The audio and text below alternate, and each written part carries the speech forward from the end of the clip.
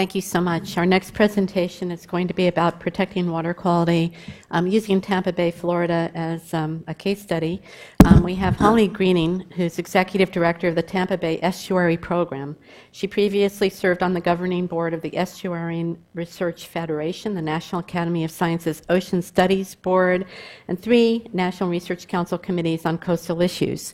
She is currently serving on the Florida Oceans and Coast Council and is Associate Editor for the journal Estuaries and Coasts. I will not speculate on how many languages that is translated into. Welcome to Holly. Thank you.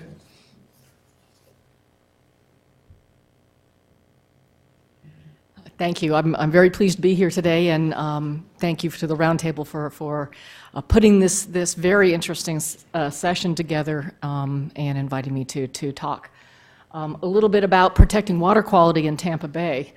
This is going to be a different type of talk today than what we've heard before. It's a site-specific application of some of the new information coming out about ecosystem services and how we're incorporating that into decision-making in Tampa Bay. Ecosystem services and habitat restoration, typically habitat restoration is done for fish or birds or that sort of thing. As we all know, it is not just important as food and refuge for fish, but we're finding that human services can also be provided by habitat restoration. Carbon sequestration, nutrient reduction, air quality improvements, aesthetics are just some of the ecosystem services that restored habitats can provide, and we're just now starting to incorporate some of these new thoughts about ecosystem services into our habitat restoration discussions.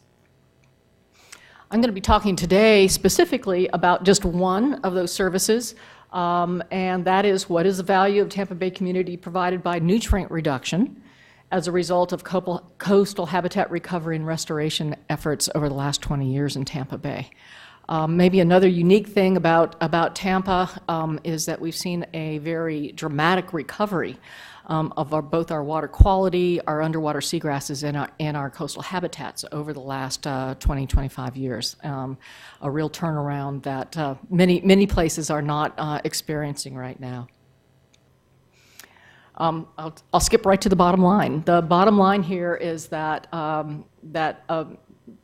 the amount of nitrogen removed by the amount of habitat that's been restored over the last 20 years in Tampa Bay is equivalent to about 2 medium-size advanced wastewater treatment plants in terms of the amount of nutrient reduction provided by the habitat restoration in avoided costs.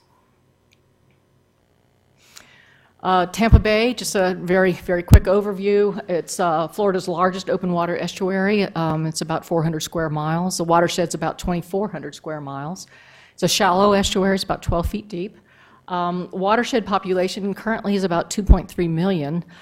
When I started working in Tampa Bay 20 years ago, we were at 1 million. So that is a tremendous amount of population growth, and we continue to grow. Even though we saw a slowdown over the last couple of years, we're seeing a very rapid increase again in our population growth. The Port of Tampa is one of the 10 largest in the U.S., so it's a very vibrant economic as well as residential area for the west coast of Florida. This is what Tampa Bay looked like in the 1970s. It was very heavily polluted with excess nitrogen. We saw vast amounts of sheets of ulva, of algae, macroalgae, covering the surface of Tampa Bay. In fact, it was a poster child for a 60 Minutes expose on nutrient pollution in the United States in the late 1970s. Half of Tampa Bay seagrasses were lost between 1950 and 1982 due to this excess nitrogen, the covering of the surface of the water with macroalgae, as well as very high phytoplankton populations that blocked the sunlight and just did not allow enough sunlight to reach the bottom where seagrasses were growing. Half of Tampa Bay's natural shoreline was altered during this period. 40% of our tidal marshes were destroyed. Some of our animal populations, white ibis, reduced by about 70%. and fish kills were common. Again, this was in the 1970s. That was very heavily polluted during this time. As a result of this, there were a number of modeling efforts that were done that said, well, no matter what you do, you're just not going to be able to recover. This was again in the 1970s. However, the citizens said, we need to do something, and they demanded action. And in 1978, state legislation required upgrades to all wastewater treatment plants in the Tampa Bay watershed, not just along the shoreline itself, but in the watershed also. Upgrading to advanced wastewater treatment standards, which meant reducing the amount of nitrogen in the effluent to 3 milligrams per liter of total nitrogen. Typically, there's 20 to 30 in some of these earlier wastewater treatment plants. As a result of this, Tampa upgraded their sewage treatment plant. Another option was to go to 100% reuse, using effluent as irrigation water up in the watershed, and St. Petersburg implemented that. I think a very important piece of this is that this happened at the time of the Clean Water Act, and there were actually funds available to Tampa to upgrade their wastewater treatment, and St. Petersburg to install the distribution lines. So it was not just the citizen action, but also the availability of funds from the Clean Water Act that was enacted in 1980 to allow the wastewater treatment plants to upgrade. And they did this within 3 years. In 1990, the Tampa Bay Estuary program was implemented and established. It's an intergovernmental program that uses measurable goals and science-based decisions. Our policy board is made up of the elected officials from the 3 counties and 3 major cities around Tampa Bay, as well as the 3 regulatory agencies. So they are very high-level decision makers in our community that take part in the policy board. One of the first things that the policy board asked was, what do the citizens want from Tampa Bay? What do they want Tampa Bay to be? The goals for a healthier bay came out from a citizen survey that indicated that the citizens wanted the bay to look more like it did in 1950 than it did in 1980. In 1950, our population was less than a fourth as it was in 1980. We saw a huge increase in population when air conditioning became available in about 1950. Before then, pretty flat in terms of population. But the citizen input, I think, was real interesting. And in talking about and listening to ecosystem services, these are the ecosystem services that the citizens identified back in 1990 as wanting to drive the goals. They wanted clear water, like the good old days in 1950. They wanted better fishing, and they wanted swimming without seaweed, which was the macroalgae that covered the surface. All 3 of these ecosystem services that were identified really by the citizens through the survey pointed to recovering underwater seagrasses by improving water quality and water clarity. The second major action taken by our policy board was to set a very aggressive seagrass restoration goal, and that was to restore seagrass acres to that observed in 1950. Again, we had lost about half of our seagrasses between 1950 and 1990 due to poor water quality. This map here shows where seagrasses occurred in 1950 but did not occur in 1990. And pretty much throughout Tampa Bay, we saw losses of seagrass, but we were seeing a lot of the losses from the deep edge, which indicate, again, that light was limiting and the seagrasses were retreating to the shoreline.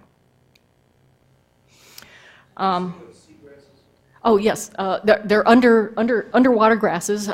They do require light, just like land plants do. But in our case, we have several species. We have about 5 species of seagrasses in Tampa Bay, primary being thalassia, which is turtle grass, and also shoal grass.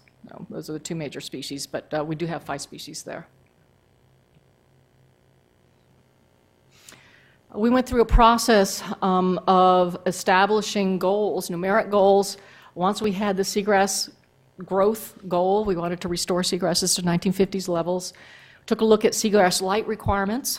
What amount of light do they need in order to be able to thrive? And in Tampa Bay, found that was about 22% of the amount of light that hits the surface of the water needs to get down to the seagrasses in order for them to survive and reproduce.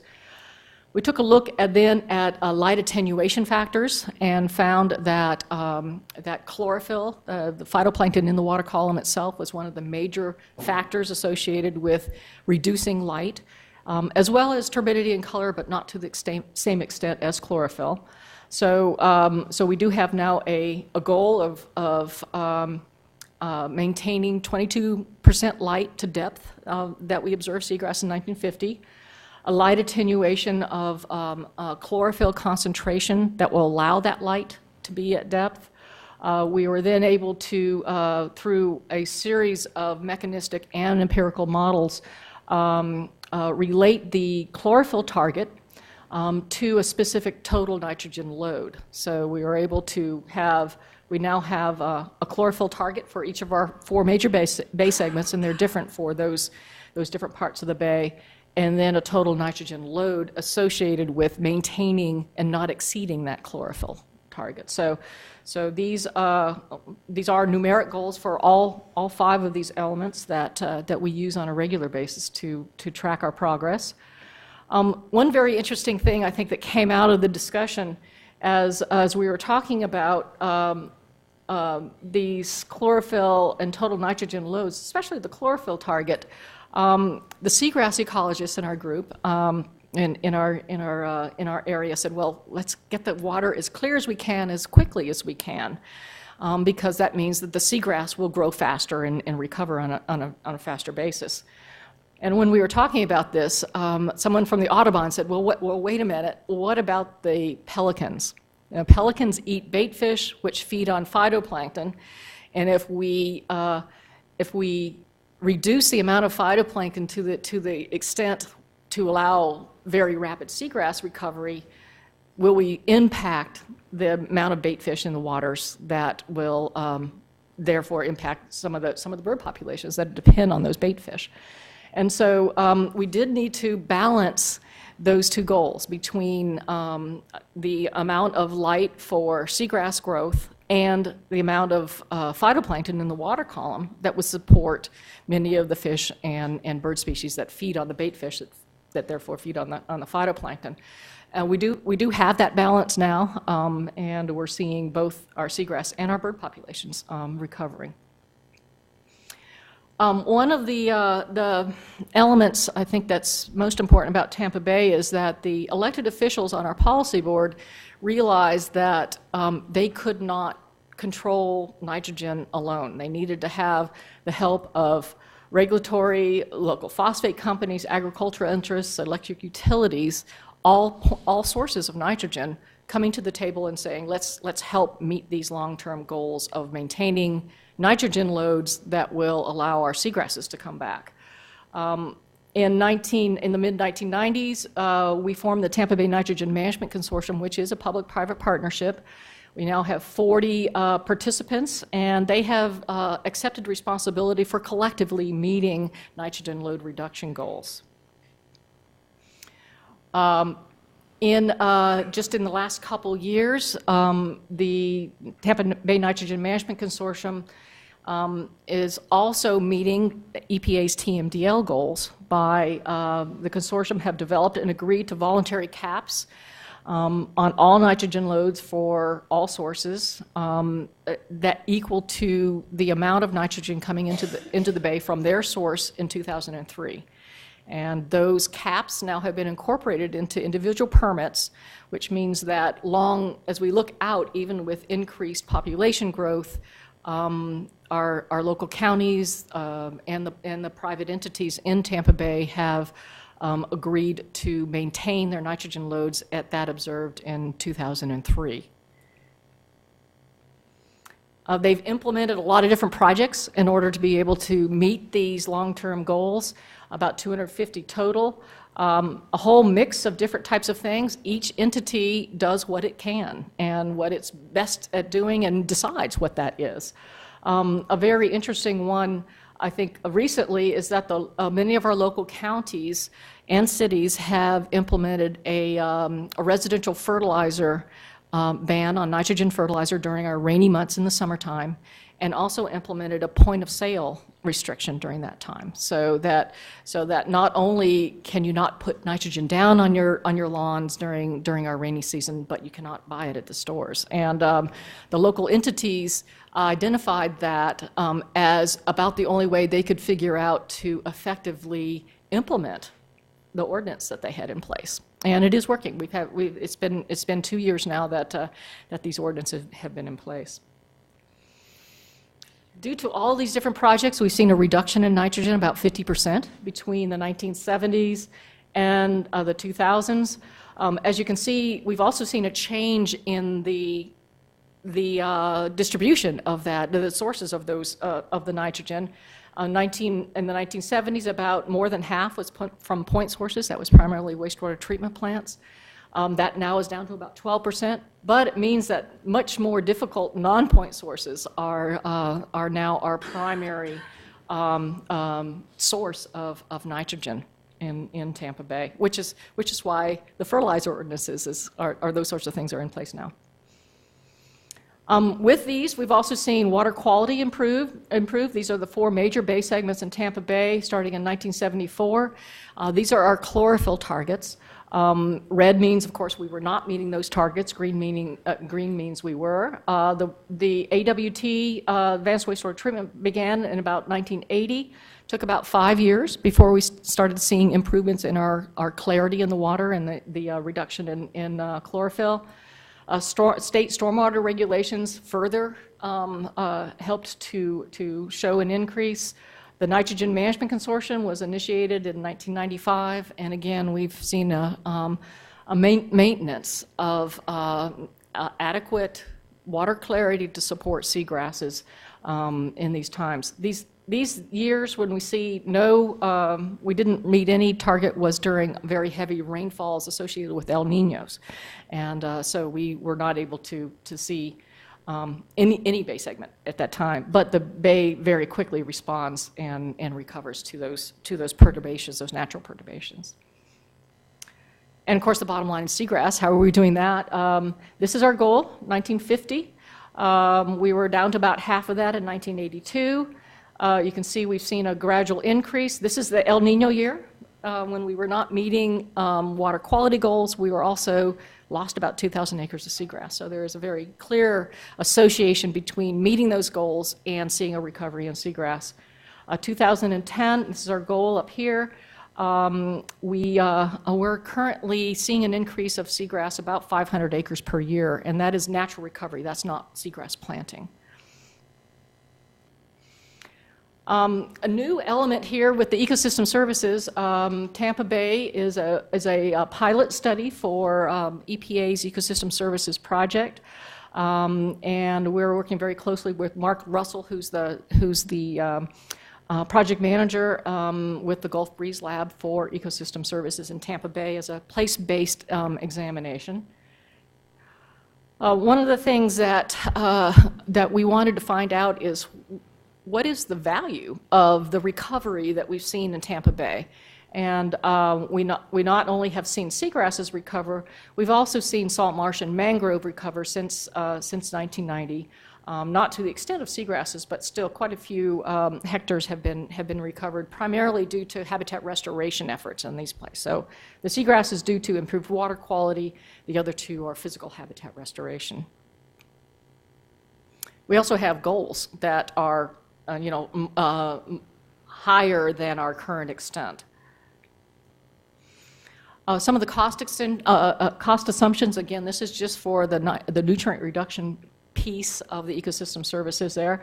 A conservative estimate of about $8 per pound from traditional point sources, and about 10 times that it was a range of cost assumptions.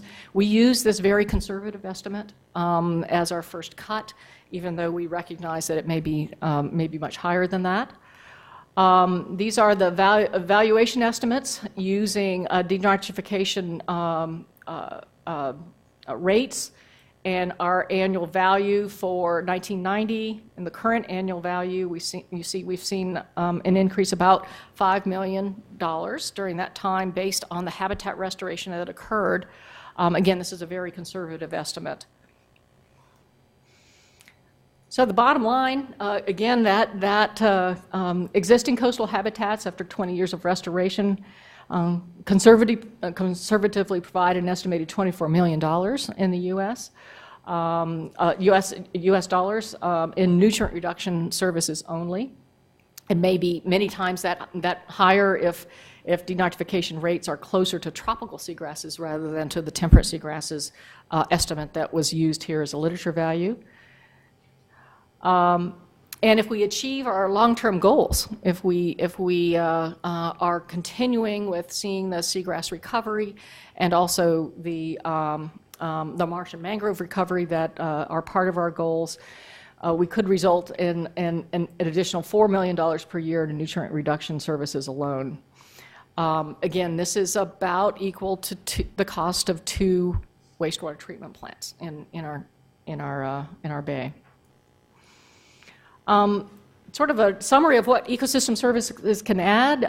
They may help with making difficult decisions about spending money on habitat restoration. We didn't have this information when we first started talking about either the seagrass recovery or the marsh and mangrove recovery. We were doing it for the fish, for the birds, and there were lots of questions, obviously, from our elected officials about the value of doing that. Another untargeted improvements can be identified. We heard our previous speaker talked about the bacteriological elements there. Nutrient reduction projects, many of those also directly address bacteriological contamination, especially as many of our smaller packaged plants go to being incorporated into wastewater treatment plants. Again, these are new ideas for us as we're moving forward. Air quality improvements, carbon sequestration from mangrove restoration also could be an important piece there. So. And just a summary of key elements in Tampa Bay's recovery. I think it's really, really important that that first survey that indicated what the citizens want, what they wanted the bay to look like, has been really critical. And that's key to ecosystem services that, of course, we didn't know what ecosystem services were at the time, but I think that finding out what citizens want and basing long-term goals around those concepts has been a really important piece. This worthiness of reaching goals has been really important for Tampa Bay.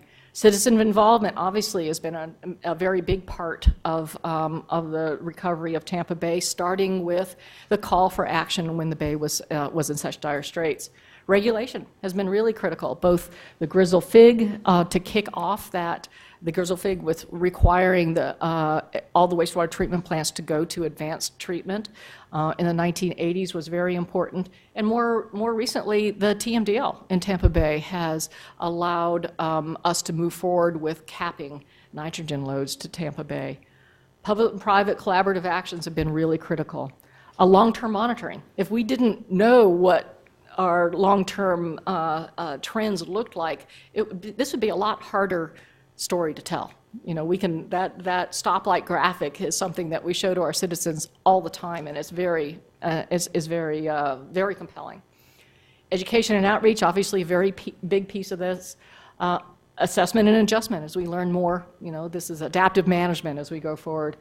And a new part of this, which this is the first time I've put this bullet on this slide, is recognizing ecosystem services value and incorporating that into the discussion about how valuable our habitat restoration efforts are and why it is a good investment. I think that is it. And